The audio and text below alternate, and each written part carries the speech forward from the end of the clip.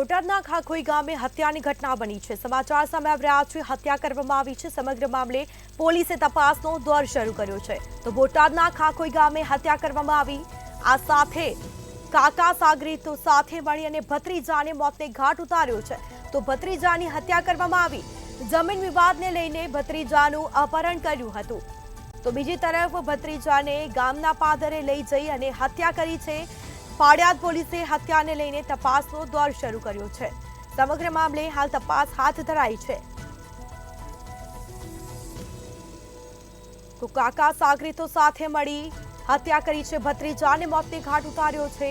સમગ્ર મામલે ગુનો દાખલ કરી અને તપાસ હાથ ધરવામાં આવી છે। પોલીસે તપાસ શરૂ કરી છે।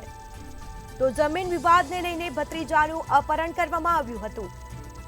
ભત્રીજાને ગામના પાદરે લઈ જઈ અને હત્યા કરી છે, મોતને ઘાટ ઉતાર્યો છે। કાકાએ સાગરીતો સાથે મળી અને ભત્રીજાને મોતને ઘાટ ઉતાર્યો।